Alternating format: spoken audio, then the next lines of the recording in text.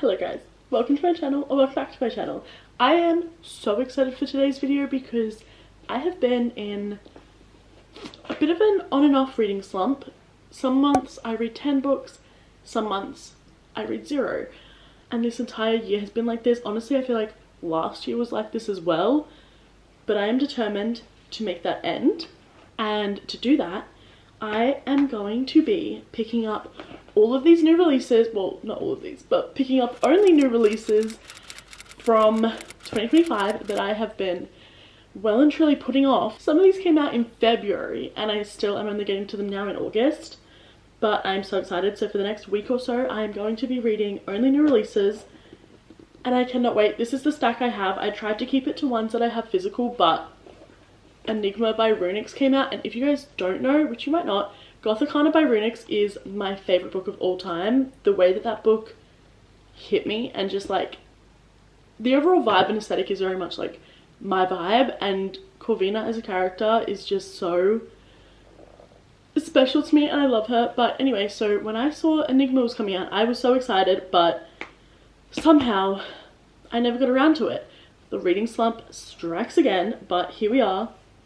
And that's actually the book I'm going to be starting this video on, because I just know that if anything can get me out of a slump, it's going to be a dark academia vibe by Runyx. All that I know about this is it's dark academia, like a dark university setting.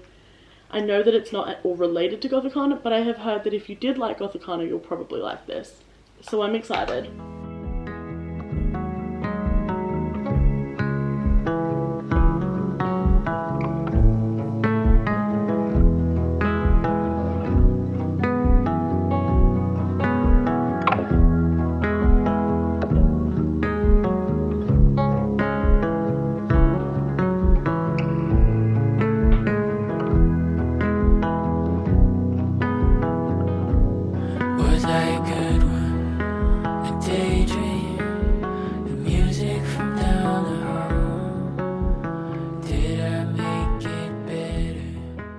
Okay, as you have seen, I have been reading for a little bit.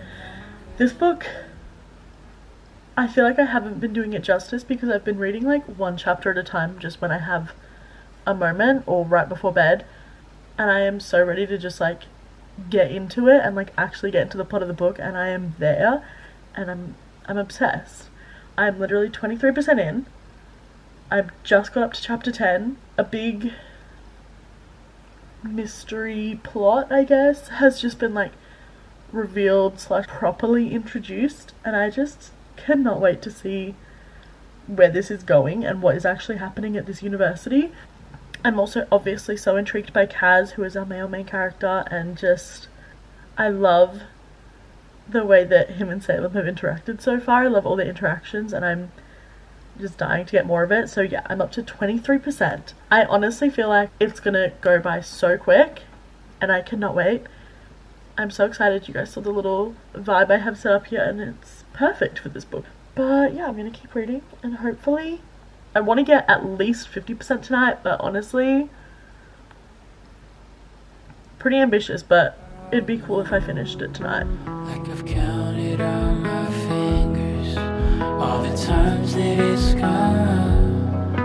Oh, I wish that I could give you what you want. And I thought that Okay guys, it is like 8 p.m.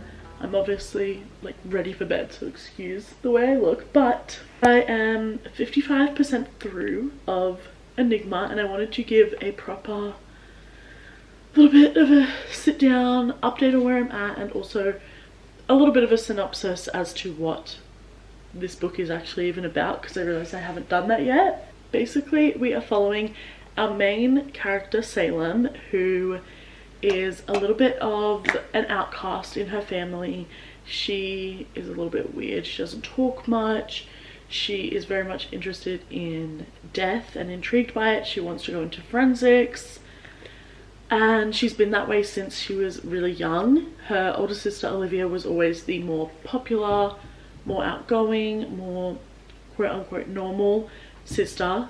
Her family are all legacies at this university called Mortimer University, which is a little bit of a prestigious yeah, I mean, I feel like that's the best word for it. Prestigious, mysterious, old university. The setting is incredible and it is so atmospheric. It sounds so beautiful. Salem has just started at the university, but her sister has actually passed away a year or a couple years prior, and Salem is a little bit suspicious on what happened to her.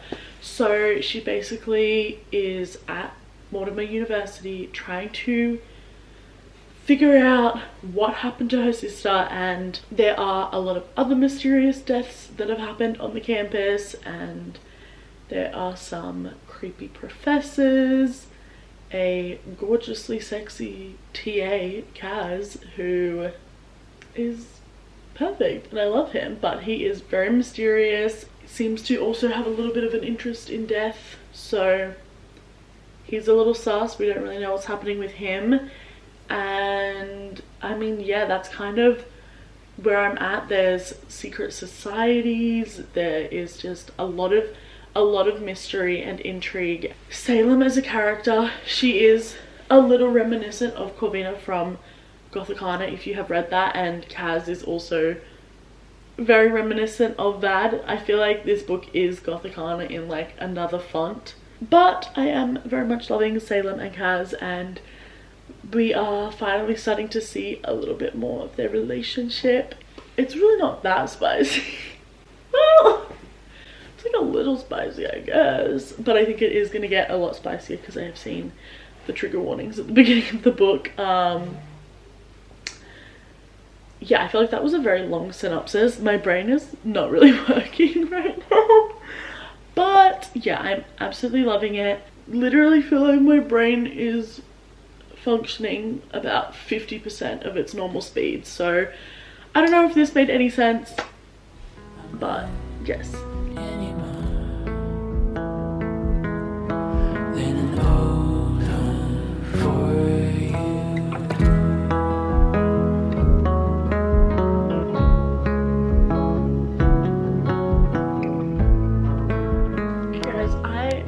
Finished Enigma. Whoa, my hair looks absolutely awful.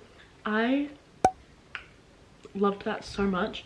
Honestly, I feel like everyone can relate to this, a lot of the times romance books these days, they're just a little too long. But this one, I like was going through, I'm reading it, I'm like creating like theories in my head. I'm like, oh my gosh, this is gonna happen, this is gonna happen. And then the next chapter starts and it's like chapter 36. And I'm like, wait, I think I checked and there was only 37 chapters. How am I on the second last chapter already? I like genuinely thought and kind of hoped I was only halfway through, but I was on the second last chapter, and it made me worried because I was like, how are they going to wrap this up? It's going to feel very rushed, the mystery side of things. And it did, but not as much as I'd expected. Like when I got there, I was like, 2 chapters to wrap this entire plot up. How is this going to work? But she did it, and she did it so well. I do honestly think it could have been like 100 pages longer and focused a little bit more in depth on the mystery and secret society of it all. I would have really loved that, but I also know a lot of people probably wouldn't have loved that. So, you know. Anyway, I really enjoyed that. I think I'm going to give it like 4.5, but we'll see how often I think about it. If I keep thinking about it, I'm going to bump it up to a 5, because I feel like if I think about a book regularly, it deserves to be a 5-star. So for now, I put it at a 4. Realistically, it's a 4.5, but it might go up to a 5. I will keep you updated. I'm going to shower, enjoy my night, and potentially start the next book later. I don't know which one I'm going to pick next. I do really want to read Enchantra. But I also feel like I need something light and fun after this. Do you remember your birthday when you turned 23? You were crying on my counter. You were begging me to leave, but I kissed your hands. I feel like I have not been updating you very much throughout Problematic Summer Romance, but I am on chapter 33, which is so exciting because I'm definitely going to finish it tonight. It's been a few days and I literally don't think I've talked about this at all. I am loving this, as I always am with Ali Hazelwood. The way that an Ali Hazelwood book just sucks me right in is insane. Like, no author has the ability to do it the way she does. Actually, Penelope Douglas does as well. First chapter, I'm hooked, I'm in, I'm reading. And Ali Hazelwood does that, and I love that. Brief synopsis, we have Maya and Connor. They are our main characters. You may recognize them or know them from Not in Love, which is her previous STEM romance with Eli and Rue. But this book is about Maya, who is Eli's little sister, and Connor, who is one of Eli's best friends who he's in business with. And I'm loving the setting for this as well because they're actually in Taormina, I don't know if that's how you say it, but in Italy, which is where my fiance and I are planning to go on for our honeymoon. So that's fun. And also, it takes place at a wedding. Like I said, my fiance and I are getting married next year, so I'm loving the vibes. Basically, Maya and Connor have a little bit of a history. They also have a relatively big age gap. They have an age gap of 15 years. Maya is 23 at the time of the book, and Connor is like 38. Honestly, I think Maya is the Ali Hazelwood character who I have related to most ever in the whole world. Honestly, possibly the book character I've related to most ever that I've ever read about. Everything she says and does, I'm just like, I feel so seen. So this book has like a past and present timeline. The past timeline is when she's 20 years old, and it's when her and Connor kind of first properly meet as adults. Maya is going through some stuff with her friends and her boyfriend, just some stuff, okay? And so she's talking to Connor about rejection, and she says, Georgia, talking about her friend, Georgia is so effortless and beautiful and everyone wants to hang out with her. In the meantime, I feel like the odd man out, and I'm starting to wonder if this is what the rest of my life is going to be. Like, I feel like a lot of people would relate to that, and I just think the way that Ali Hazelwood writes the inner workings of her characters, I really love and appreciate. And I know a lot of her characters can be more cringy, and I think we kind of all know and accept that, if that makes sense. I feel like I heard someone else say this. I don't think I came up with this myself, but I do think it's very true. Maya feels like a best friend in an Ali Hazelwood book. She feels like the side character of an Ali Hazelwood book more than she feels like the main character. Like, she has the personality of a side character, but she's the main character. I don't know if that makes any sense, but that is how I feel about Maya, and I really love her. And I also really like Connor. I think he's, first of all, just like sexy, but I also think the way that he clearly cares about her so much, and the things he does, he is so thoughtful, and he really wants to take care of Maya. And sometimes that comes out in terrible ways and it's just annoying, but overall, like, I feel like you can just feel that he genuinely cares about her. Even from like the first couple chapters, you feel that. Yes, I'm having a lot of fun reading about this. The wedding, there's so much going on with the wedding, like things just keep kind of like going wrong almost, which is kind of adding like comedy, but also obviously working to move the plot along with Connor and Maya. I feel like while the premise of this sounds very cliche, it doesn't actually feel it, which I love. This clip has been going for 7.5 minutes. I can't believe I just spoke for 7.5 minutes about this. Oh my gosh. Okay, well, I'm about to go on a little walkie, and I'm going to put my earphones in and listen to this book on my walk. And I'll update you guys when I finish and it's time for me to pick my next and final read for this video. Turns out I'm a liar. I just couldn't understand how to tell myself the truth and let it ride. Or I told myself I'm something that I'm not anymore. I was just coming on here to wrap up the video, and I realized I never gave you guys my final thoughts on Problematic Summer Romance, so I'm inserting this in here now. Long story short, I absolutely loved this book so much. Connor and Maya are so cute. I love them. The ending similar to Enigma, it felt quite rushed. I feel like the last 5 or so chapters just wrapped everything up, and everything did get wrapped up, but yeah, I don't know, it felt really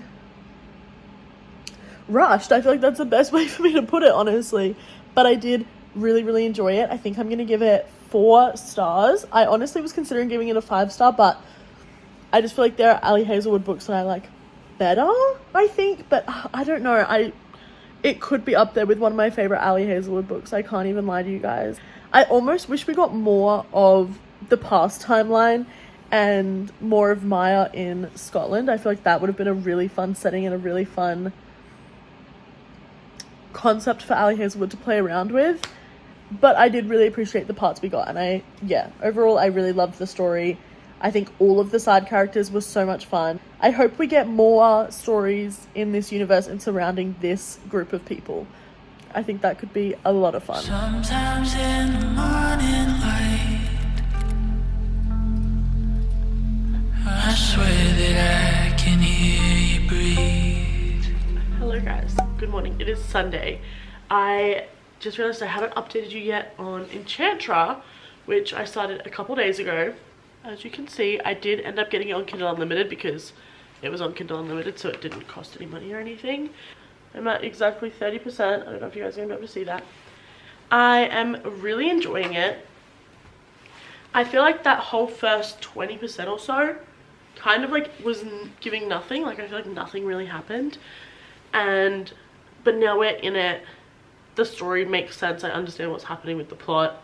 And I am excited to see it all kind of play out. It is very similar to Phantasma. Obviously, if you've read Phantasma, you would know how it ends and like what that means for Phantasma as a game. I think that Kaylie Smith has done a really good job. Like I said, I'm only 30% through, so I can't really make a huge call, but I'm enjoying it. I'm excited to see where the story goes with Rowan and Genevieve. I am starting to like understand there's like 7 siblings in this guy's family, and I'm like finally understanding who's who and what's going on. So yeah, I'm very intrigued, and I feel like there is a lot of mysteries that have been kind of set up that I'm excited to sort of start to uncover and to watch our main characters uncover throughout the game / the book. It does follow that same sort of game structure, which obviously amazing. And yeah, it's very interesting premise, and I'm excited for the games to like properly start, because where I'm at, I don't think they have properly started yet. But at the same time, I'm so confused because she keeps like jumping realities and I don't know what's real and what's not, and it is genuinely really confusing me. So I don't know, but hopefully I'm gonna get a little bit more reading done today. I'm very excited, and yeah, I'll update you guys if there's anything else for me to update on.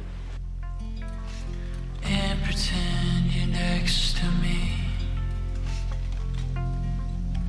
Oh, I almost feel like you're here with me. I can feel you there. I can feel a thing. Someday soon, if I'm good. So I just finished Enchantra. Also, I just put hair oil in and stuff, so that's why my hair is slicked back and I'm giving egg. But I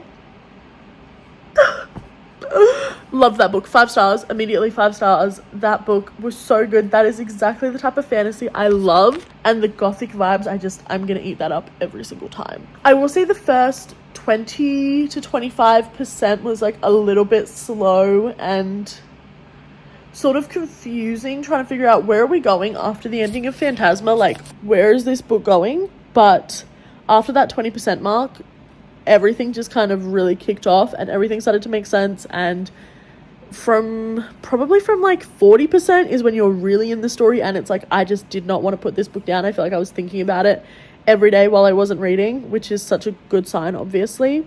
Basically, we're following Genevieve, who is Ophelia's sister, and after everything that happened in Phantasma, where her mum dies and not going to spoil the rest of Phantasma. That happens at the very beginning of Phantasma, so it's not a spoiler. But after everything that happens throughout Phantasma, Genevieve is feeling a little bit lost and lonely, and she chooses to go find this man who her mum had known before having children and stuff, and she goes to find this man in hopes that his family is like hers and can answer some of these questions, and that she can find other children who feel lost and lonely, I guess, in their families the way she does. That's when she ends up meeting the Silvers. Our main character is Rowan, who is one of the Silver kids, and I keep saying kids, they're like adults, but whatever. Basically, something happened that this family is cursed to every single year play in these trials against each other, basically just as a deal with this devil that their father made so many years ago.